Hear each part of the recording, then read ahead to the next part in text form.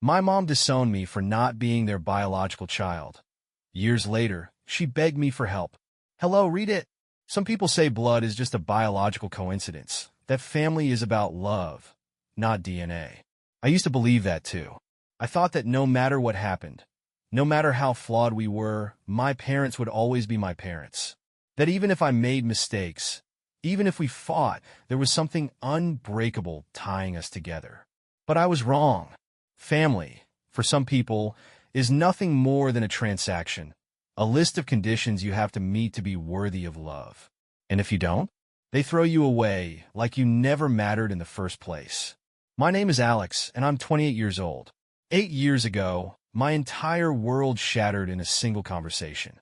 One moment, I had parents who loved me, a home I thought was mine, a future I believed was secure. The next, I was nothing to them. They erased me, cut me out of their lives, made it clear that I was a mistake they had spent too long pretending to care about.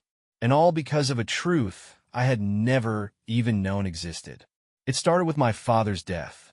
He had been the head of the family, the one who made the big decisions. And when he passed suddenly, everything fell apart.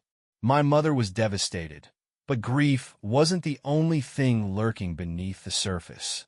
There was something else, something darker, a tension I couldn't place, a shift in the way she looked at me, like I had become a problem she didn't know how to solve. At first, I chalked it up to stress. The funeral, the legal arrangements, the overwhelming weight of loss. But then I noticed the whispers. The way my uncles and aunts glanced at me when they thought I wasn't looking. The way conversations cut off the moment I entered a room.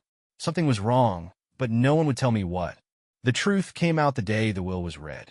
I had never expected to inherit much. My parents weren't billionaires, but they were comfortable. My father had worked hard his whole life, built a business from the ground up, and I had always assumed that, as their only child, I would take on some part of that legacy. But when the lawyer opened the envelope and started reading, my name wasn't mentioned once. Every penny, every asset, every investment, all of it was left to my mother. There wasn't even a token amount for me. Nothing. At first, I thought it was a mistake, some kind of clerical error. But then my mother turned to me with an expression I'll never forget.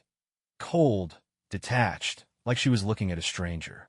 And then, in front of our entire family, she said the words that ripped my life apart. You were never his child. It felt like the air had been sucked out of the room. I remember hearing the words, but my brain refused to process them. She said it so matter-of-factly, as if she was stating something obvious, something I should have already known. But I hadn't. I had no idea. The lawyer cleared his throat awkwardly and continued reading, as if my entire existence hadn't just been erased. The rest of the family sat in stunned silence, some avoiding my gaze, others watching with poorly hidden curiosity. No one said anything. No one stood up for me.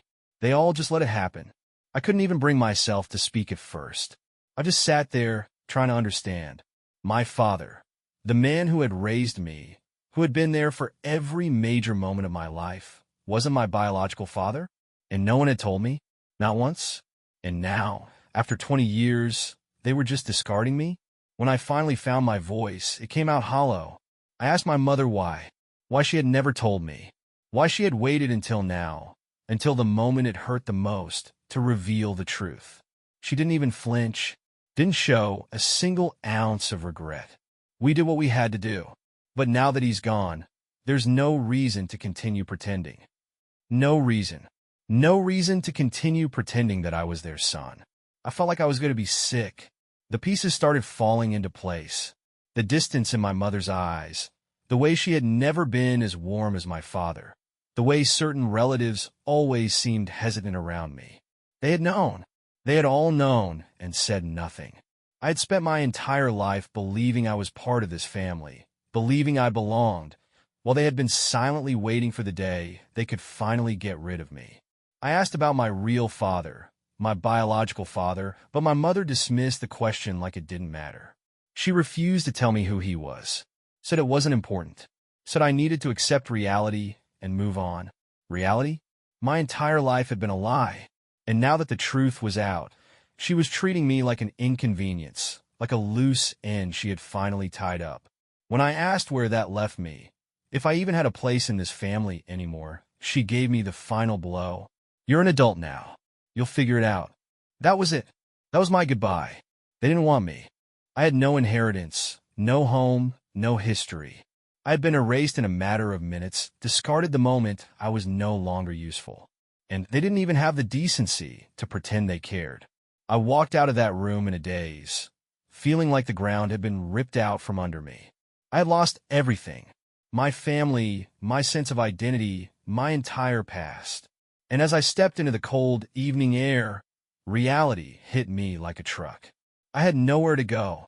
But what my mother didn't realize, what my family never saw coming, was that life has a way of balancing the scales. They thought they had won, that I would disappear, that they would never have to think about me again. But they were wrong, because karma was already on its way. And this time, they were the ones who would lose everything. Walking away from that house, I thought I was leaving everything behind. My past, my family, my identity. But I was wrong. My mother and the rest of them may have erased me from their lives, but I wasn't done with them. Not yet. At first, I tried to disappear. I had no money, no inheritance, no safety net. My accounts had been wiped clean, my name stripped from every document that had once tied me to the family. I spent months struggling, sleeping in my car when I couldn't afford a cheap motel, working whatever jobs I could find to keep myself from going under. I was just another forgotten person, a ghost drifting through the edges of society, trying to survive while the people who had discarded me continued their lives without a second thought. But fate has a way of shifting things when you least expect it. And karma never forgets. I never intended to look back. I had resigned myself to the fact that I was no longer part of their world. But then, through sheer coincidence, I stumbled upon something that changed everything. It started with a news article, a small one, buried deep in the business section of an online financial journal. A headline I almost skipped over until I saw the name. Carter Industries faces legal troubles amidst allegations of financial misconduct. My father's company, the same business he had built from nothing, the one my mother had taken over after his death, the empire that should have been my legacy. And now it was under investigation. I read every word, my pulse pounding in my ears. Investors were pulling out. Auditors were digging into the company's finances. There were whispers of embezzlement, of money disappearing into accounts that didn't exist, of fraudulent reports designed to keep the board members blind to what was happening behind closed doors. And at the center of it all, my mother, the woman who had taken everything from me, who had rewritten my history, who had thrown me away like I was nothing. She was now watching the walls of her perfect world crumble. I dug deeper. Over the next few weeks, I followed every lead, piecing together the timeline of events. My mother had taken full control of Carter Industries after my father died. The moment she realized I was never meant to be part of her plans, she had moved quickly, cutting off anything that tied me to the company. She had thought she was untouchable, that with me gone, there would be no one left to challenge her. But in her arrogance, she had made mistakes. I found them buried in financial reports, in inconsistencies that no one had questioned before. I found offshore accounts, money moving in and out under names that didn't seem to exist. I found shell companies designed to drain Carter Industries from the inside, bleeding it dry while keeping the public image intact. And I wasn't the only one who had noticed. Investigators were closing in. The woman who had spent years teaching me that blood was the only thing that mattered had been stealing from her own bloodline. And then I found something even more damning. A name, a signature, a forged document buried in the files of the family lawyer, linking my father's will to financial movements that never should have existed. Money that should have gone to the company rerouted into private accounts. Investments meant for my father's business, funneled elsewhere. I knew what I was looking at. Fraud. She had rewritten my father's legacy to benefit herself. And in doing so, she had destroyed the very thing she had stolen from me. For a moment, I almost felt sorry for her. Almost. But then, I remembered the way she had looked at me that day. The cold detachment in her voice when she had told me I wasn't part of the family. The way she had left me with nothing, expecting me to vanish quietly. She had thought she had won, but she had underestimated me. I had no power, no money, no influence. but what I had was information. And sometimes that was more powerful than anything else. So I made a choice. I gathered everything I had found, the documents, the records, the evidence she had tried to bury. I compiled it into a neat, undeniable file. And then I sent it to the board members of Carter Industries, to the lawyers handling the investigation, to the very people she had spent years manipulating into believing she was the rightful heir to my father's empire. I didn't include my name. I didn't need to. I wanted her to wonder, to panic, to feel the fear of watching everything she had built fall apart without knowing who had struck the final blow. And then I waited. The downfall was glorious. Headlines exploded within weeks. The board held emergency meetings. Auditors uncovered millions in fraudulent transactions. My mother was removed from her position, forced out by the very people who had once praised her leadership. And the lawsuits? They came hard and fast. Investors who had lost millions demanded answers. Legal teams tore through her records, exposing everything she had tried to hide. Her name, once respected, once feared, was now synonymous with scandal. She tried to fight it, of course, tried to play the victim, tried to shift the blame onto others. But the evidence was undeniable. And when the truth became impossible to ignore, when she realized there was no way out, she did what she had always done. She ran, sold what assets she had left, liquidated everything, fled before the full force of the law could come crashing down. But there was nowhere to run. The courts froze her accounts. Lawyers blocked her from accessing company funds. She had burned too many bridges, left too many enemies, and now she was completely alone. Just like I had been, I watched from a distance as my mother, once powerful, once untouchable, lost everything. The house, the reputation, the life she had built on lies. She had thrown me away because I wasn't her blood, convinced that family meant nothing without it. But in the end, it wasn't me who had been the problem. It was her. And now, she was the one standing in the wreckage of her own mistakes. I had spent months wondering if I should feel guilty, if I should reach out, if I should give her the mercy she never gave me. But I didn't, because she had already made her choice. And this time, I wasn't the one being erased. Once the truth was exposed, my mother's world began to unravel faster than I had expected. Carter Industries, the empire my father had built from nothing, became the center of a scandal that spread like wildfire. Investors panicked and pulled out, lawsuits flooded in, and the name that once commanded respect became synonymous with fraud. My mother, who had spent years maintaining an iron grip on my father's company, found herself completely isolated. The same board members who had once supported her turned against her without hesitation, forcing her out in a unanimous vote. Overnight, she lost everything: the power, the prestige, the influence she had spent years carefully constructing. The public humiliation was immediate and unforgiving. News outlets ran exposés on her financial misconduct, dissecting every suspicious transaction, every questionable decision she had made. Reports surfaced about how she had manipulated company records to drain money into secret accounts, how she had used shell corporations to hide her stolen wealth. Every luxury she had enjoyed, the designer clothes, the extravagant vacations, the private events, had all been funded by fraud.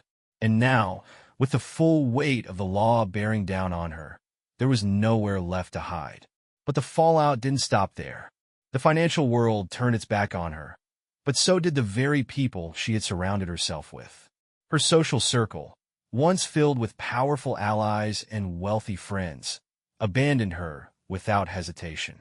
No one wanted to be associated with a disgraced fraudster. The invitations stopped coming. Her name, once spoken with admiration, became a cautionary tale. People who had once fawned over her now whispered about her downfall in hushed tones, shaking their heads as if they had never known her. The people she had chosen over me, the ones she had prioritized above everything else, had cut her off just as easily as she had cut me off. The lawsuits piled up faster than she could handle. Creditors came knocking. Victims of her fraud demanded compensation, and her legal team, once the best money could buy, began backing away as it became clear that there was no saving her. The courts froze her personal accounts, blocking her from accessing the wealth she had stolen. She tried to fight it, of course, hiring new lawyers, making desperate appeals, but the evidence was overwhelming. She was trapped. The same system she had used to build her fortune was now working against her. And then came the biggest blow of all.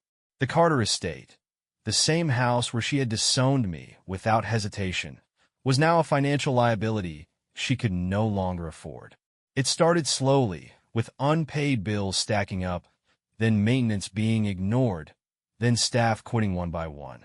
The perfectly maintained gardens wilted, the pristine marble floors were left unpolished, and the house, once a symbol of power and wealth, started to decay. Then the foreclosure notices arrived.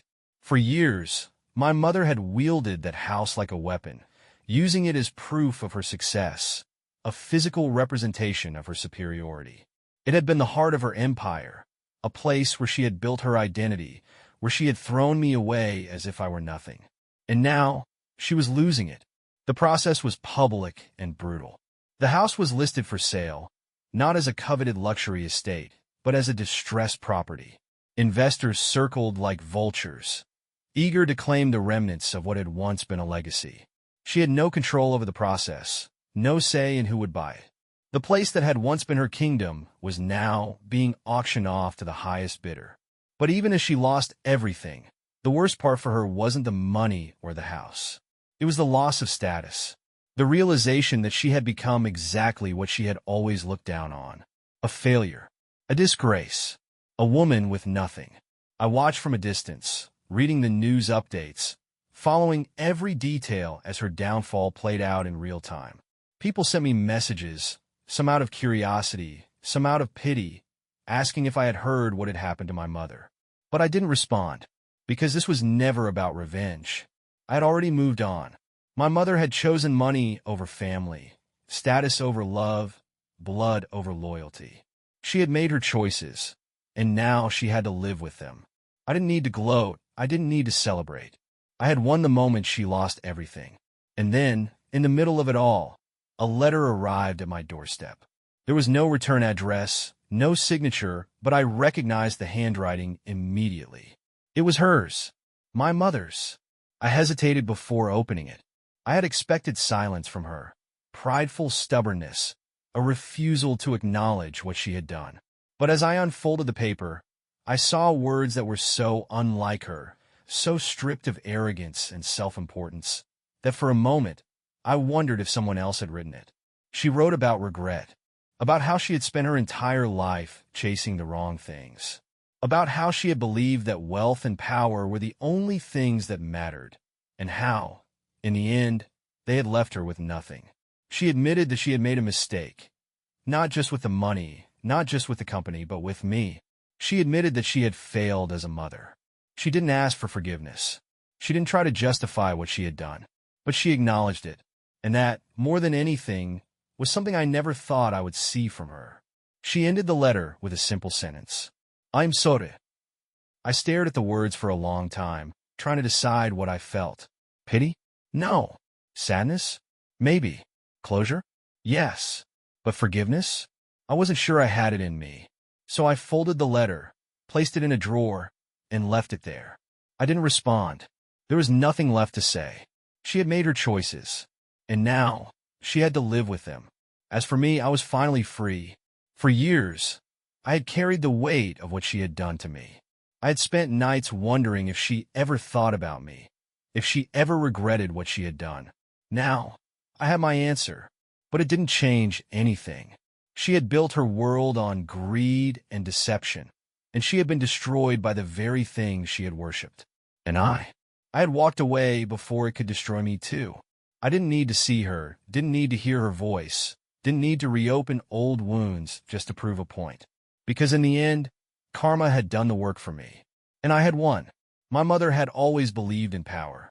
She believed that wealth granted her authority, that status dictated worth, and that control over others was a privilege only afforded to the strong. She had spent her life reinforcing that belief, wielding money like a weapon, ensuring that she was always the one making decisions, the one setting the terms, the one standing on top. She had destroyed anyone who opposed her, erased anyone who didn't serve her purpose, including me. But power is an illusion, and now she had none. The last remnants of her empire crumbled faster than she could stop them. The lawsuits drained what little she had left, legal battles that she had once dismissed as minor inconveniences now swallowing her whole. The courts ruled against her, demanding immediate payment of damages to the victims of her fraud. She had nothing left to give. The frozen bank accounts remained out of her reach. The assets she had tried to protect were seized one by one, and her debts continued to mount. Her desperation became public knowledge. There were whispers of her filing for bankruptcy, a move that would strip her of what little dignity she had left. The final, crushing blow came when she was evicted from the Carter estate. The home that had once been her sanctuary, the house where she had raised me, the place where she had disowned me without hesitation, was no longer hers. She fought it, of course. She tried to delay the eviction, dragging out legal proceedings, searching for loopholes, but the law was clear. The house had been foreclosed, and the new owners were eager to take possession. And so, on a cold morning, with cameras flashing and reporters documenting her disgrace, my mother was forced to leave. I saw the pictures online. The woman who had once lived in luxury, now standing outside with nothing but a single suitcase. There was no chauffeur, no assistant, no security team, no high-ranking lawyers to shield her from the consequences of her actions. Just a disgraced fraudster standing on the sidewalk, completely alone. For the first time in her life, she was truly powerless. And then she did something I never expected. She came looking for me. I didn't know how long she had been searching, but she found me eventually. Maybe she had called around. Maybe someone from the past had given her an address. Or maybe sheer desperation had led her to the only person she had left. One evening, as I was finishing work, I stepped outside and saw her standing near my apartment building. She looked unrecognizable. The woman who had once draped herself in diamonds and designer brands was gone. Her clothes were simple, practical, a far cry from the expensive elegance she had once worn like armor. Her hair, once perfectly styled, was now streaked with gray, pulled back in a way that made her look older than I had ever seen her. And her eyes, for the first time, they held no superiority, no arrogance, no certainty. She was a woman who had lost everything. I stood there, watching her, waiting for her to speak. For a long time, she said nothing. Then, finally, in a voice that was barely above a whisper, she asked if she could talk to me. I let her speak, not because I cared, not because I owed her anything, but because I wanted to hear the truth from her own lips. She told me what I already knew, that she had lost the house, that she had nothing left, that the people she had once surrounded herself with had turned their backs on her the moment she became a liability, that she had spent her entire life chasing power, and now she had no one. Then she said the words that nearly made me laugh. She asked if she could stay with me. The same woman who had thrown me out, who had rewritten my father's will to erase me, who had abandoned me the moment I was no longer useful, was now standing in front of me, asking for shelter. She must have known how ridiculous it sounded. I could see it in the way she refused to meet my gaze, the way her hands trembled slightly as she waited for my response. She had spent so many years convincing herself that I was beneath her. But now, in the end, I was the only one she had left. And I told her no. I told her that she had made her choice years ago, and that I had made mine. I told her that the life she had built, the empire she had stolen, the status she had worshipped, none of it had ever been real. She had sacrificed everything for money, and now, even that was gone. She tried to argue, tried to say that she had changed, that she understood now what really mattered, that she just needed time, a place to get back on her feet. But I had nothing left to give her. I reminded her of the day she had thrown me out, the way she had looked at me like I was nothing, the way she had turned her back without a second thought, never once wondering where I would go, what I would do, how I would survive. And then I told her the truth, that I had survived without her, that I had built something better than she ever could have given me, that I didn't need her, and I never would. She didn't argue after that. She didn't cry or beg. She just nodded, as if she had been expecting it all along. And then she walked away. I didn't watch where she went. I didn't ask where she would go, because it wasn't my problem. She had made her choices, and now she had to live with them. I went home that night feeling lighter than I had in years. I had spent so long carrying the weight of what she had done, waiting for justice, wondering if she would ever regret the way she had treated me. Now I had my answer. She regretted it, but it didn't change anything. I was finally free. She had taken everything from me once, and now life had taken everything from her. And for the first time, I didn't care anymore. My mother walked away that night, disappearing into the cold streets, and I didn't follow. I didn't ask where she would go, and I didn't wonder how she would survive. She had made her choice years ago, and I had made mine. For the first time in my life, I felt truly free. But the past has a way of lingering, even when you think you've buried it. Even after turning her away, a small part of me expected to hear from her again.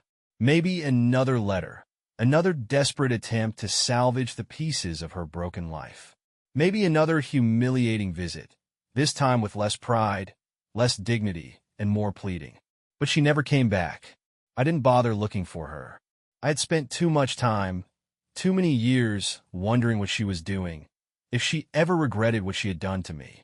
Now that I had finally closed that door, I had no intention of reopening it. Still, from time to time, I would hear whispers about her. People who had once spoken about her with admiration now mentioned her name with pity or disdain. The woman who had once ruled over the Carter fortune, who had basked in wealth and status, was now completely irrelevant. Her downfall was thorough. Every property had been seized, every account emptied, every remaining trace of the power she had once held stripped away. There were no second chances in the world she had once belonged to. When money disappeared, so did the people who had once claimed to be her friends. And my mother, for all her cunning, had never built anything real. Her entire existence had been transactional. Every relationship, every alliance, every ounce of power had been built on wealth. Now that it was gone, she had nothing. The Carter estate, once a beacon of our family status, had been sold off to strangers. It had been redesigned, renovated beyond recognition. Its history erased just as easily as my mother had tried to erase me. Carter Industries had been absorbed by competitors. The brand name dissolved into something unrecognizable. Everything that had once defined my mother's identity had disappeared. And then months later, I received a phone call. It wasn't from her. It wasn't even from anyone I knew personally. It was from a social worker. They had found her, living in a shelter. The woman who had once ruled over an empire, who had thrown me away without hesitation, was now completely destitute. The shelter workers had reached out because she had listed me as her only known family, the only emergency contact she could provide. They didn't ask for much, just if I was willing to speak with her, if I could offer any assistance, if I even cared to know what had happened to her. I should have ignored it. I had every reason to let it go, to pretend that she no longer existed. But something in me, not love, not obligation, but curiosity, needed to see for myself what had become of her. When I arrived at the shelter, I barely recognized her. The woman in front of me was not the mother I had grown up with. She wasn't the powerful, untouchable matriarch who had once commanded attention in every room she entered. She wasn't the cold, calculating woman who had thrown me away without hesitation. She was a ghost of herself. She had aged more in a year than most people did in a decade. Her hair, once a shining testament to her vanity, was now dull and streaked with gray. Her clothes were worn, a far cry from the designer labels she had once refused to live without. Her posture, once so rigid and proud, was now slumped in quiet resignation. But the most striking change was her eyes. For the first time in her life, they held no arrogance. No superiority, no certainty, just shame. She didn't greet me with anger or resentment. She didn't demand anything. She simply looked at me, and after a long pause, she asked the one question I never expected to hear from her. She asked if I hated her. I had spent years wondering what I would feel if I ever saw her like this. If I would feel vindicated, triumphant, satisfied that justice had finally been served. I had imagined this moment so many times, picturing the words I would throw at her, the anger I would unleash, the cruel satisfaction of watching her suffer the way she had once made me suffer. But standing there, looking at what remained of her, I realized something. I didn't hate her. Hating her would mean she still had power over me. It would mean I was still carrying the weight of what she had done, still letting her define me. But I had moved on. She had no control over me anymore. And that, more than anything, broke her. She didn't cry. She didn't beg. She simply nodded, as if that answer was what she had expected all along. And in that moment, I understood. She had never expected to be forgiven. She had spent her entire life believing she was invincible, believing that she could destroy people without consequence. And now, with nothing left, she finally understood. She had thrown away the only person who might have cared for her in the end. I didn't offer her help. I didn't offer her money or shelter or anything that might have made her life easier. But I did offer her the only thing I could, the truth. I told her that she had lost everything, not because of bad luck, not because of betrayal, but because of her own choices. She had made herself believe that wealth was everything, that blood ties were the only thing that mattered, that money was more important than love. And now, she was paying the price. She had spent so many years teaching me that family is about blood, not love. And in the end, blood had done nothing to save her. I stood up, ready to leave. She didn't try to stop me. She simply watched, silent and defeated. That was the last time I ever saw her. I don't know what happened to her after that. Maybe she spent the rest of her days moving from shelter to shelter, trying to rebuild something that was beyond saving. Maybe she faded into complete obscurity, just another name in the system, forgotten by the world she once ruled. But I didn't care. She had once believed that money made her powerful. She had believed that cutting me off would erase me. But in the end, I had survived. I had built a life without her, created something for myself that wasn't defined by the Carter name. I had people who actually cared about me, not because of money, not because of status, but because of who I was. For years, I had wondered if I would ever get justice, if she would ever regret what she had done. But in the end, life took care of that for me. Karma had balanced the scales, and she had suffered the fate she had once tried to condemn me to. She had become nothing, and I had won. For the first time in my life, I was completely free. And this time, it was my choice.